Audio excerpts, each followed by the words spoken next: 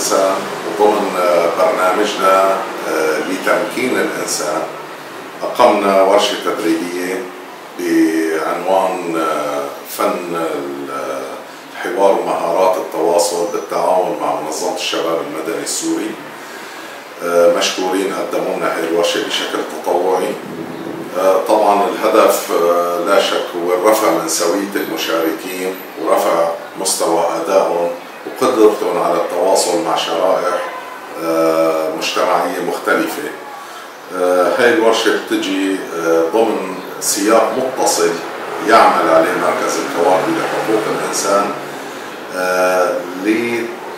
لتكريس فكرة بناء الإنسان وتمكينه. بسم الله الرحمن الرحيم. أنا هاني العزو، مدرب تنمية بشرية ورئيس منظمة الشباب المدني السوري. قمنا بالتعاون مع مركز الكواكب لحقوق الإنسان بإقامة ورشة تدريبية حول فن الحوار وإدارة مهارات التواصل.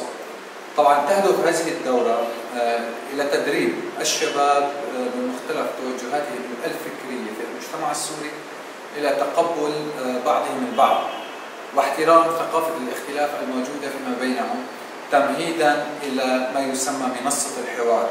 فيكفي أن يتقبل المجتمع السوري بعضه بمختلف توجهاته الفكرية لننتقل من مرحلة الصراع إلى مرحلة تقبل الآخر واحترام الرأي الآخر. حلا فؤاد الصالح، مدرسة مدرسة أبناء الحياة. طبعا لا شك أنه المجتمع السوري بالغربة بحاجة مثل هي المحاضرات اللي بتزيد لقدراتنا وبتنمي مهاراتنا وتواصلنا مع الآخرين. محاضرة فن الحوار ومهارات التواصل بمركز الكواكب بيفيد كثير شريحة الشباب وبيخدمنا لنتواصل أكثر مع كل المجتمعات ونساويهم بعد ما طلعنا من حال الحرب واللي صار معنا بسوريا. بسم الله الرحمن الرحيم. أنا اسمي منهل الشيخ عثمان، مدرب تنمية بشرية. بداية بدي أتشكر مركز الكواكب لحقوق الإنسان لأنه دعاني على هذه الدورة اللي هي مهارات الحوار ومهارات الاتصال.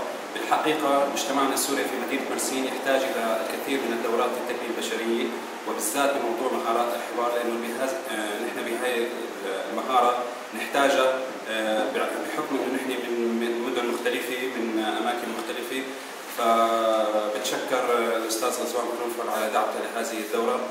فيها مواضيع مهمة. بتشكر الأستاذ هاني العزو لأنه أعطانا من وقته ومن جهده وإجا من غازي عنتاب.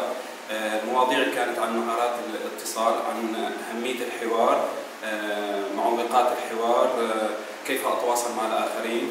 بتشكركم جميعا، الله يعطيكم.